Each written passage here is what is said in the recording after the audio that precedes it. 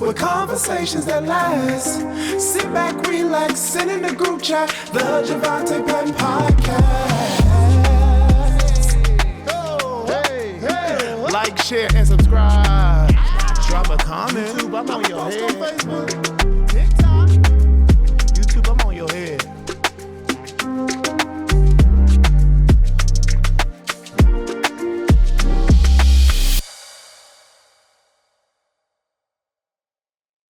What's up, everybody? You are watching the Jovonta Patton Podcast, and we are in episode 3 of season 1. And if you have enjoyed the other episodes or you have not caught up with them, please go back and watch them. Like, share, comment, and subscribe. And I know Cam Newton and Shannon Sharp and all of the greats are doing podcasts, but I have entered the podcast chat. Today, I have an amazing guest with me. He is a community activist. He's a global activist, and he is not afraid to say what we all are thinking, feeling. And I met him during the George Floyd marches. I was singing, and he was someone that was very active on the front line and making sure that justice was served in whatever capacity that looked like at that particular time. He's a father. He has beautiful children. One of his sons look just like him. And I want to welcome to the Jovonta Patton Podcast, Jonathan Mason. Clap your hands in virtual world for Jonathan Mason. Oh, thank you. What's I up, Jonathan? It. Hey, how you doing, Jovonta? I am good. You are bold as a lion. And sometimes people are bold and wrong. And then sometimes people are bold and right. And you would be the latter part. You're bold and you're right about a lot of things. And so it hurts my heart that you are right.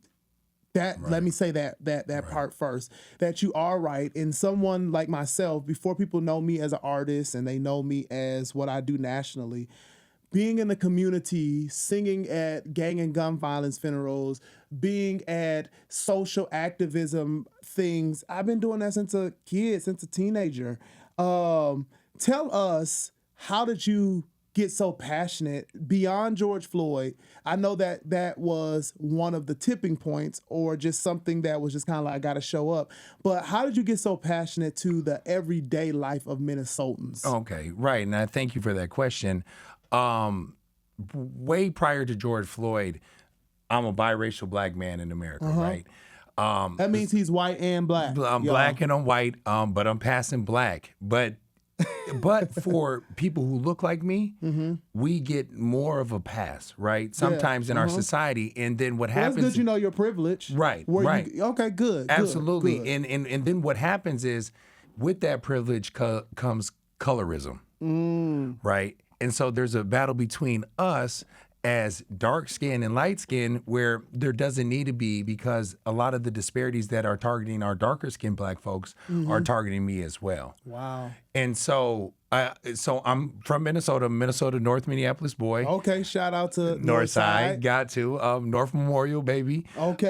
87. Okay. And so, you know, growing up, my father's from Chicago, West Side, was in gang activity with Larry Hoover and the GDs. So seeing a lot of the GDs in the dough. They didn't let them in the dough. Right. But what you see is a lot of the byproducts of the children from Chicago here that are in Minnesota, and growing up in a mostly Anglo-Saxon, Scandinavian culture, that sometimes we're the oddballs here in our society. Yeah.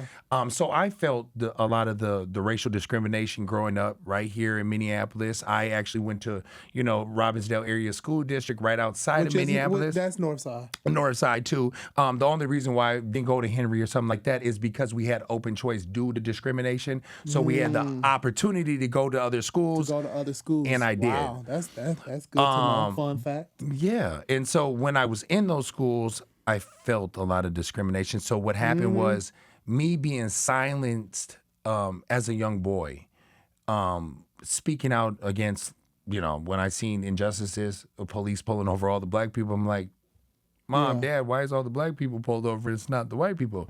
Yeah. And I'm like, is there more black people in the city? And then what I started realizing was the disparity aspect. Yeah. and Minnesota is, when you're looking at education, I'm huge in education, Yeah. and in on the criminal justice aspect of it, you see the disparities alarming. The disparities are very alarming. And so I, got out of the mess. I was a wild boy, so my father died when I was 12. Oh wow! Sorry to hear that. Yep, of cancer, and I seen that, and as a young black biracial boy in America, I didn't have that guide. I didn't have that protection I felt like I had from my father. We're descendants of slaves, so my dad from Chicago and them tore my butt up. Hey, that's how we so I got discipline. my butt torn up, but after he died, I didn't get my butt tore up. But what I realized was there's two different systems, and I learned that at a young age. And so when I caught on, I felt like I was always getting in trouble, but I was a good kid. I was always smart. I was always getting A's and B's. And then it really dawned on me, actually a police officer, I got in a lot of trouble, and they were like, Jonathan, you know that everywhere you go, you're the common denominator, and you always had an excuse on why you're doing this. And that ultimately changed my life, the course path of police officer. And a lot of people say, wow, police officer changed your life, Jonathan?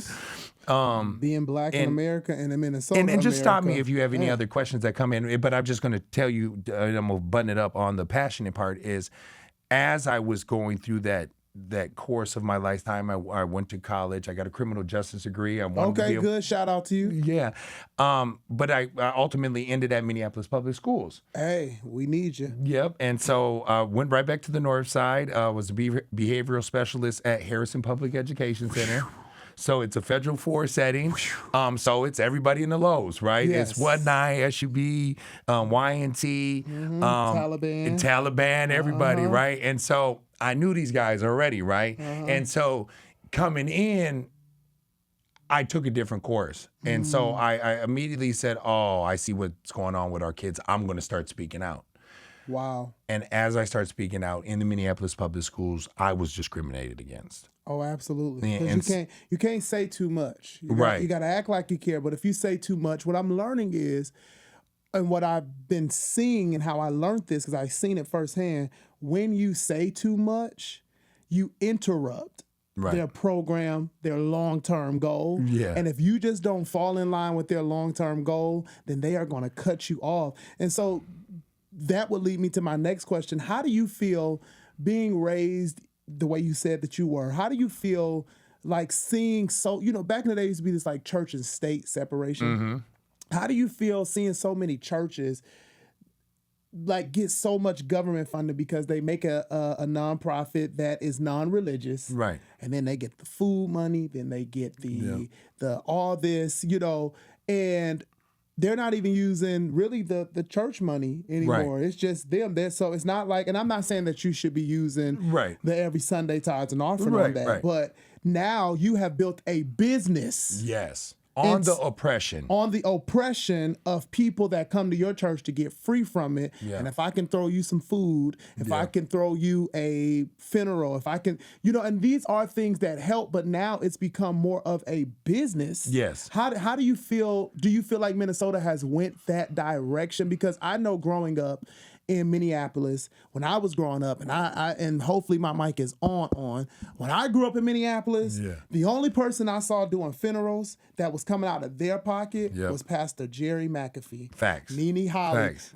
Those are the only people Facts. where they would get their choir to sing, or they would get their ushers to usher. Open up their doors. Open up their doors using their water, their tissue. Right. And this is even my wife, her stepfather, he was buried at at New Salem. So this isn't like I'm guessing or I'm like, no, you helped them in their time. This is in 98. Right. You know what I'm saying? Right. Long time ago. Yeah. So real history. So when we speak of this, I'm not saying that churches shouldn't get money. Right. Some churches are long overdue, which New Salem, if you ever see Pastor McAfee getting anything, that's long overdue. That's not, he's trying to He's pimp working the at system. 89, and I'm glad you mentioned it because, being a community activist and understanding who's actually out here, right?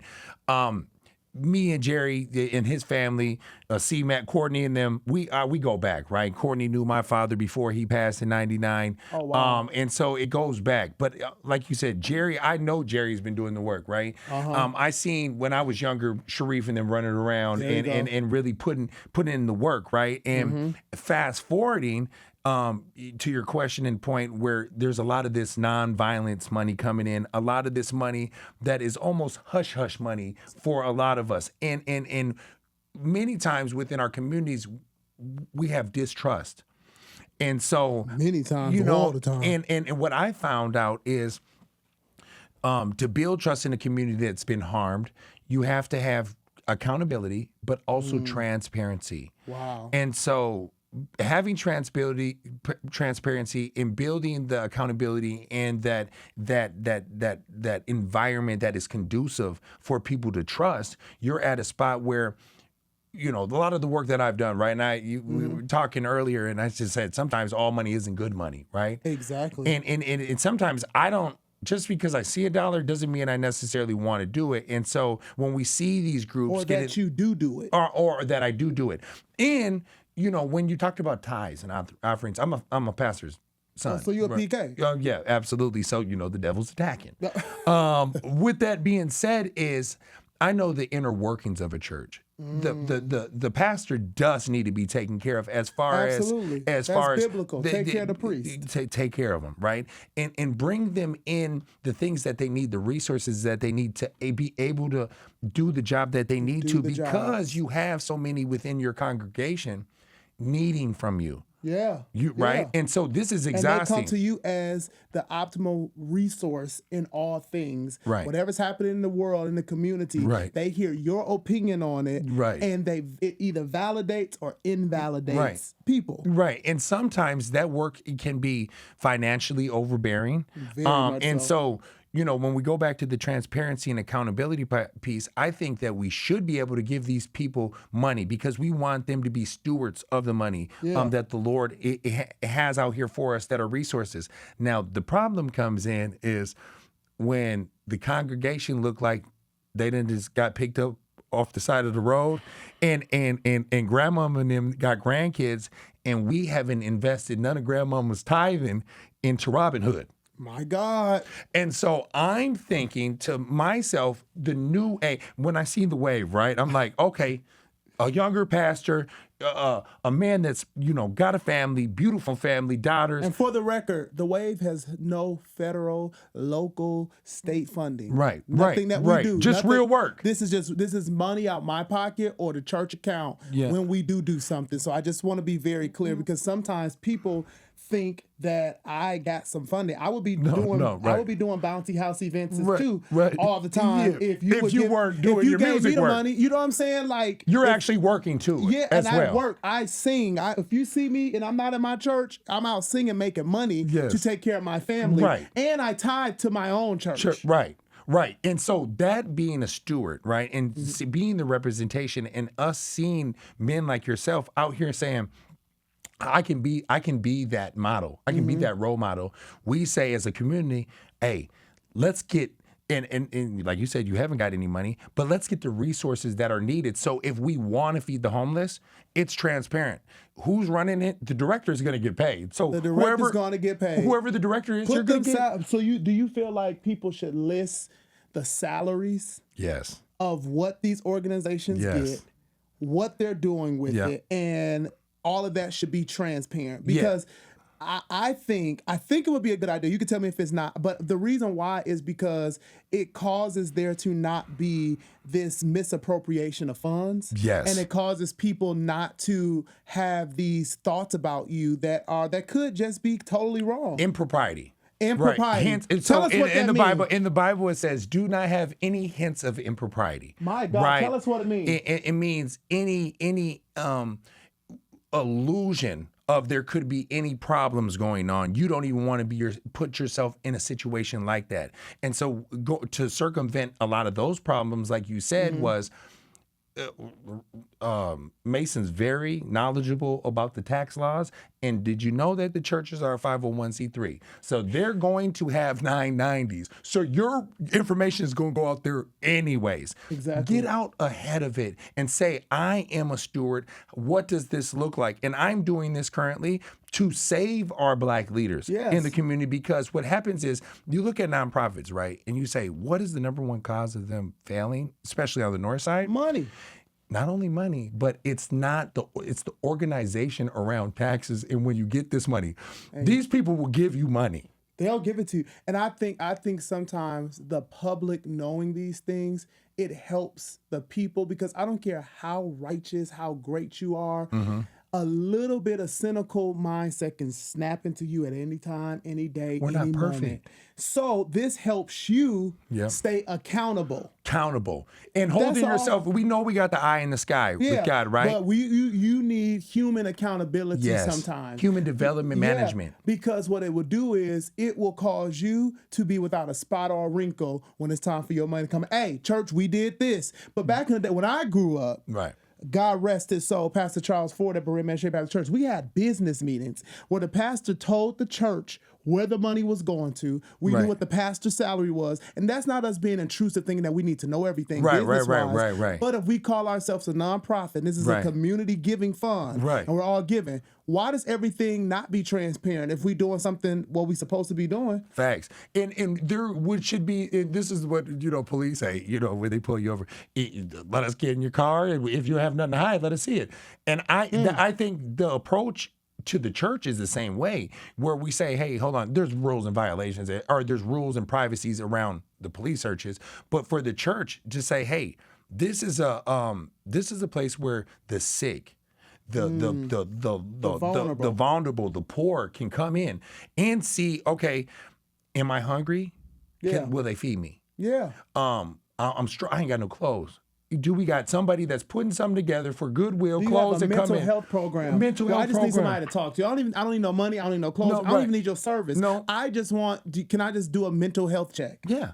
And going to your piece where the business meetings, I think it is an obligation of the church to say, hey, look, we're in the 21st century. We can start our own businesses.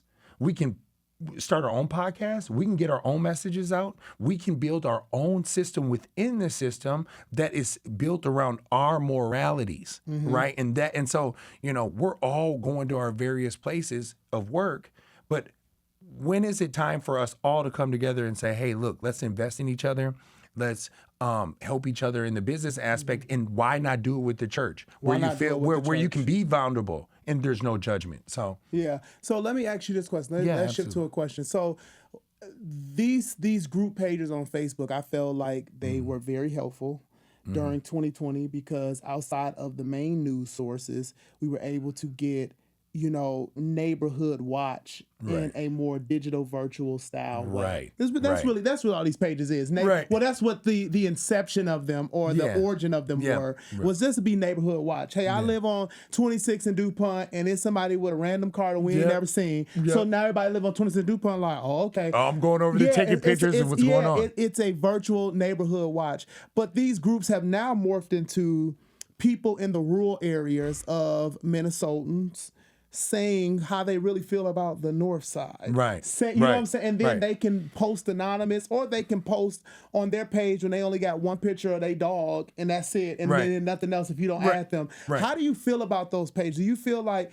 that is helpful, or do you feel like it is people getting a chance to have surveillance over a community that they wish not to help? Right. I do believe a lot of these pages are facetious. I have... You think they the police? Yeah. Minnesota Gang Tales, I think, is. But, if you're on the... I don't know. I don't know. Maybe not. Maybe they seem good. Maybe not. They added me. They added me, and then now I'm blocked. You blocked? No, but it's okay. Somebody reached out to me. Minnesota Gang Tales. Yeah, me too. Well, they had me on there. I will tell you, I was on there.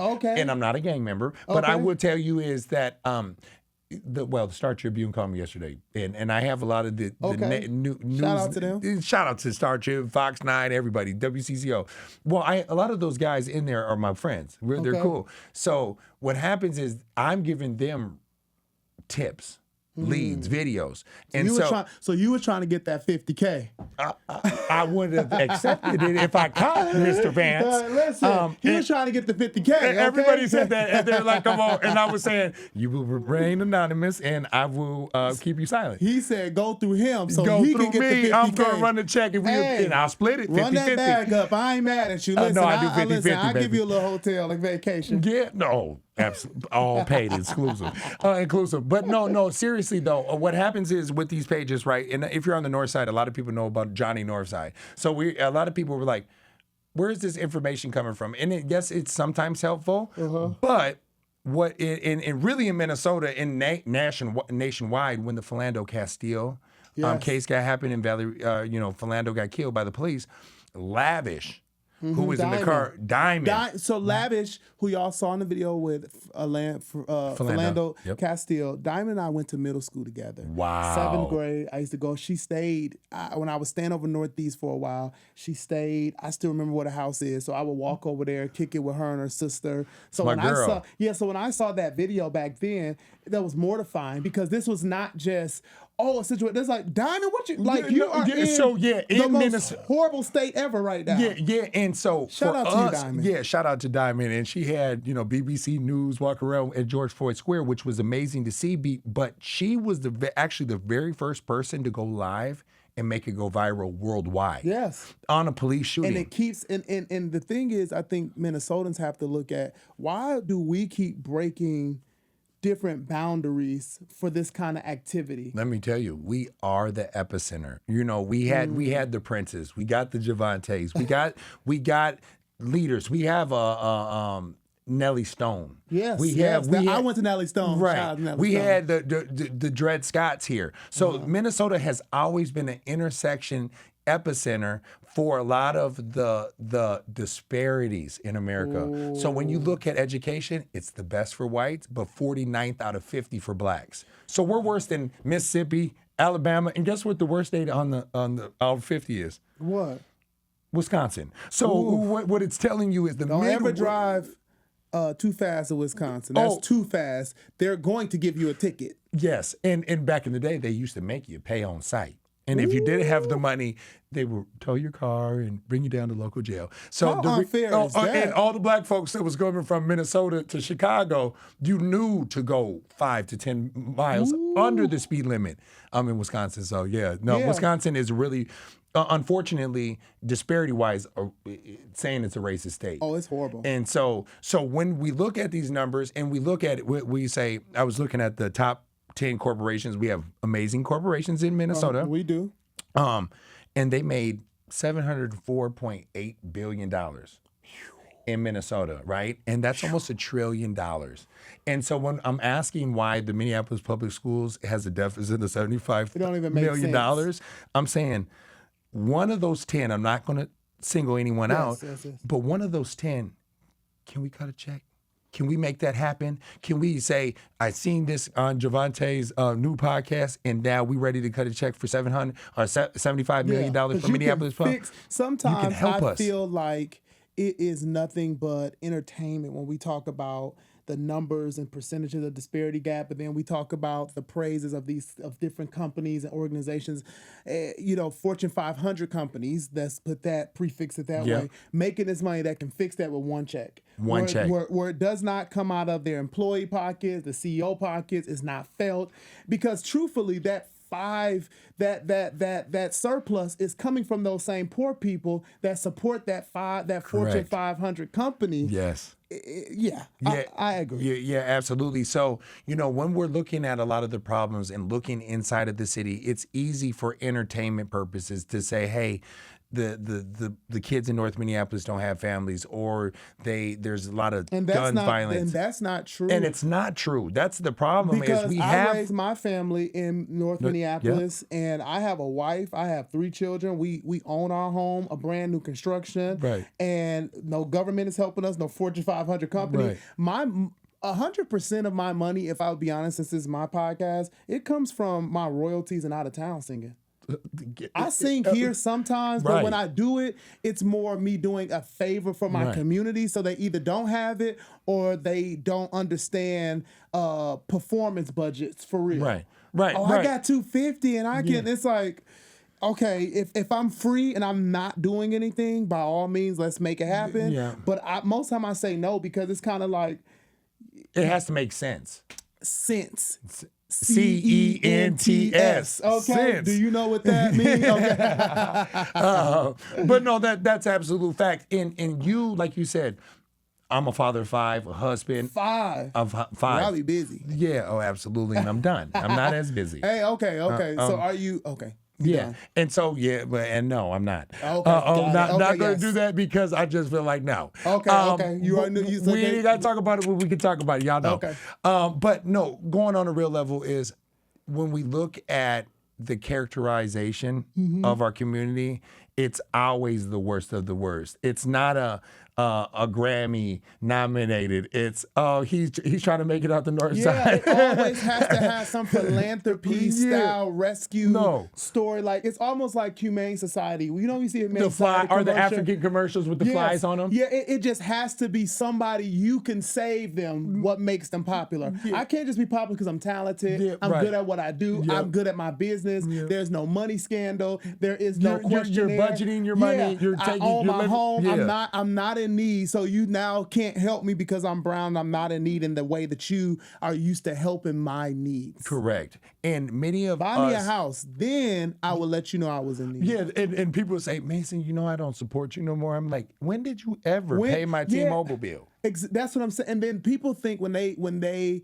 stop, then they renege the likes in the comments. You're still sharing my stuff in Messenger and through text message. So you may not like and comment, but you're still helping me get my social media traction because you shared my stuff in your group chat trying to talk about me. And guess what? Facebook counted that as a plus toward me when you was trying to count it as a And they negative. put it in the algorithm, and now 2 more strangers love. Every time you get a like, I got you 2 don't more. understand. Like if you gonna hate, you can hate outside the club. Right.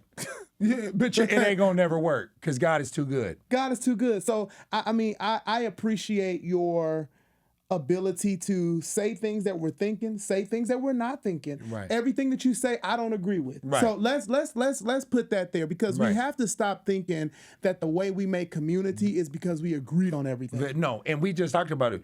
We can agree to disagree. Exactly. And I do not ever expect a person to agree with me 100% because guess what? I'm not 100% right all the time. Exactly, and see that's the thing where the issue really comes in is people always talk like they just got it all the way right on every subject. If you ever argue with somebody and they never fold and say, "Hey, you know what? Let me think about that." It's just to defend themselves, Right. not defend the actual point while we're talking. That's when you have to say, okay, I have to just leave you alone because you're not here for the greater good. You're here for your personal good. Absolutely. And you have to be able to have a self-assessment to say, you know what, that's the character building pieces I've talked about it where you take responsibility for what you do. So for example, somebody said this was a suspect. I go on there and edit. Oh, I don't know. We were wrong. We got this is the right suspect. And so many people want to have that title of being right versus being actually right. Being efficient. Right. So the last question I'll ask you, because I know you got to go. Yep. The last question I'll ask you is, we saw what happened, the tragic event with our politicians. Melissa Hortman and John Hoffman. And we send our condolences to all politicians, locally and afar. Yeah. I think politicians need a little bit more spruce up security. Yes, absolutely. Because the law, but the thing is, I think this is becoming a day and time where the laws that you make affect real people. That are really crazy. That are really in need. And it's getting to a spot because this is, it's national headline news, right? Absolutely. Melissa Hortman was an amazing woman. Beautiful lady. And a mother and a wife. And so when we have political violence, and it was a political assassination, the guy was, Vance, his name is Vance Boletier. He was in government as well. So he's a well-known person. When we see this political violence happening across our country, it goes back to, and for black folks, and I'm speaking from just American standpoint, we have to fall back on our American values and say like this. And I'm not saying fall all the way back to the American values, but what I'm saying is to say, hold on, take a step back. We might not see eye to eye politically. Let's put some heart and human in this. Humanity. Yes, the humanity part is missing. Yeah, and it is. And so I think that we're all on AI time. We're in a digital era where it's the transition is happening, and we're all trying to make sure we're not left behind. So much of my time, I'm thinking, okay, I shared it. I got on that page. I'm on your YouTube page. I'm doing my shorts. I'm doing this. I'm getting this. Yeah. And then it's like, oh, I have my wife, and then I have my kids. And you have a real life. I have a real life. And so sometimes, because I've given access to so many people, and this is another thing, having the ability to say no. Because that's a ministry within itself. Having the ability to say no. I'm anointed to say no too. Yeah, and it's not that you're a bad person. Yeah. I get 150 text messages a day. And it's like, okay, I got a family thread, I got my wife, I got my daughters, I got my kids, I'm getting roadblocks requests. Yeah. Then I sit back and say, I can't get back to everybody. And I'm not writing back people. And it's not, one thing I've learned in this last season of my life, as much as I would want to help people, as much as I want to be there for people, it's not humanly possible. No. Even if I wanted to do it for everybody, Right. I humanly couldn't do it. Even if you had a doppelganger, you still could not do it. And one thing that God told me is, just because you have a heart for a thing does not mean you have the help for the thing. Oh, preach. You know what I'm saying? Right. Because a lot of times, empathetic. you know how passionate I am about the hood and the gang and kids in Minneapolis and around the world. I have the heart for it, but I don't have the resources, the money, the time. and all of that. You know what I'm saying? I couldn't help them just because I got the heart for it. I can't Absolutely. help 70 families get housing because I saw one person be homeless on the street. Right. So when you start to figure out what you can humanly do, it is a reality shifter that this work is not a sole organization, it's not a sole person, it's not a sole church. This work is a collaborative effort that should be going on. Yeah. So no one, I don't care, no one should get one lump sum of money from the government or a grant on one situation, whether it is violence prevention, whether it is arts and entertainment, because you're not the only one that can solve the problem for the purpose of the grant. 1,000%. And we have many groups, and I know we're going to be closing it up, but we have many groups getting this money, and there are so many in these siloed approaches versus let's collaboratively work on this problem for together. For the record, which Cam, I'm looking at this Cam. I have never gotten a grant. I have never gotten a dime, a dollar from the government. Mason, you making Mason just smile from ear to do ear. what I do. Smile. I have done so much for the community, from hosting funerals to hosting safe events. And I know we know the work. Like, we know who's in the community. And the people who get the money. Right. Say this to the people who get the money, who know me. You've called me for my influence, for my talent, and you've put me in your budgets. When you say we got entertainment, you're thinking directly of me, but you've never given me the real amount of money that I deserve, and that was allotted for me, because you still penny pinch. That's why salaries need to be transparent. And so we're not double dipping. We're not so you're not saying, I done accidentally paid myself triple what I'm supposed to do. Exactly. And so I think, what's happening, especially a transformational time in Minnesota, especially being the epicenter, is that these groups are, due to, just how politics are working in Minnesota, that these groups are being looked at federally. Ooh. And so when the feds are involved, everybody better just slow down. Yeah, because I was looking at the news yesterday, and we're wrapping up. We got 2 more minutes. And I saw how the FBI came in. Yeah. I saw how they work with the police department. The local police department got every city police department involved. Yeah. Got the FBI involved. It became a federal help. And our organizations, we're not getting state to state, coast to coast. What worked good over here to help us do this? Last question I'll ask you is this. How do you feel with the situation we saw with the shooting yesterday, and how he was found within how many hours? 24 hours? Yeah, about a day and a half. About a day and a half. Okay, right. Working in violence prevention and gun prevention. Yeah. My little cousin, my first cousin, her sister was pretty pre.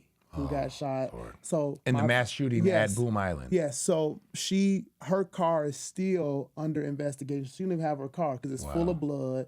Wow. The bullet, all that stuff. She drove her to Hennepin County, I believe it was. Okay. And so to see them find a killer less than a day or almost a little over a day, whichever the timeline was, why can that same energy, boots on the ground concept be for all crimes? Right. Because what we signal is this is a normative.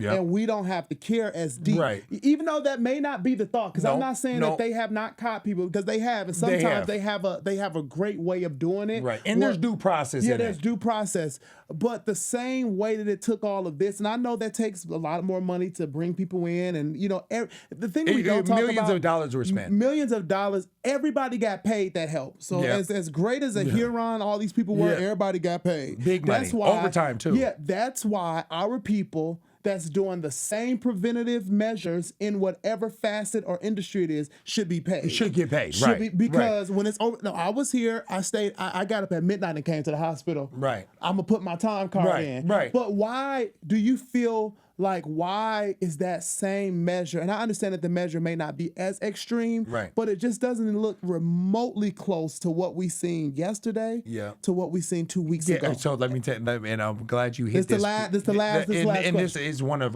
this was an amazing question because we're seeing two types of justice here in Minnesota, right? And it's understandable that when you have a political assassination that if there's a list or a manifesto that if he's trying to knock the list down, Keith Ellison was on the list, Ilhan Omar was on the list. Wow. All these people, Tina Smith, these are our senators. Wow. All of Minnesota could crumble, right? So they're saying, hold on, let's find this killer. But with that same energy, we're saying, I will say it on that piece. Yeah, okay, so that's perspective to look at. Right. And when we see a drive-by shooting or something, that's a little different. Yeah, it's more targeted. Yeah. I will say anywhere else in the United States, when there's a mass shooting, 200 rounds, 5 people shot. I know a couple that were on life support, one that is paralyzed from the neck down, will never be able to walk, never will be able to talk. I was with his grandmother that night. My condolences to all involved. Yeah, and many of the victims I know, the suspects are still out here. Right. And this is weighing on them as well. So when you talk about the same energy, we have hurt individuals within our community, whether they're on the run or not. I'm looking online. Right. And what I'm starting to see within our community is that we really have a mental health issue. And we can listen to gospel music. Right. But when I look at Apple and the top Apple hip hop number 1s and 2s, and I love my brothers from Chicago, but you see Lil Durk. You might hear about mass shootings and killings in our music. And so us really as a community saying, hey, let's take a step back on what are we listening? What are we doing? What are we promoting? What are we doing? And saying, hey, look, let's keep that same attention for us. And so when there's other incidents going on around the world, which they are, Black people are usually taken from our situations and brought to the forefront to these other situations. And we have to say it's okay to say no. And we're going to work on our community. And I think what we're doing as Black people across the United States in the world is saying, not only can we do for self, I love our cooking the best, that we just kind of like fix our own house up and clean our own spot up. Let's just clean our own house up. That's where I'm at. Let's put the humanity back in all of our services. If you do a service, put the humanity back into and do the it service. Genuinely. Do it for the least of these. That's Bible. That's what Marvin Wright would say. That's Bible. Oh yeah, Gino. I know Gino, Pastor Gino be saying that. But thank you, Jason, and we could talk for hours. And I know you have to keep fighting crime. Yeah, you're boots on the ground. Yeah, absolutely. Okay, where them fans at? All right, you boots on the ground. But I wanted to get you in here just to talk about before I make this podcast about everything else. I wanted to make sure that I still had conversations like this. So thank you for all that you do, and whether people agree with you or not, you're doing something. You're keeping that social activism still in our timeline because it causes us not to get caught up in our children, our work, that we forget the immigrants, that we forget the least of them. Yep, So right. thank you for keeping us just on our toes to Yeah, just thank you for think having about me. these things. Thank you know so what I'm much. saying? I appreciate you. Thank you so much. I love you, Y'all man. clap your hands for Jonathan Mason on the Jovonta Thank you so Patton much. podcast. This is my show. We're gonna have a blast with conversations that last. Sit back, relax, send in the group chat, the Jovonta Patton podcast.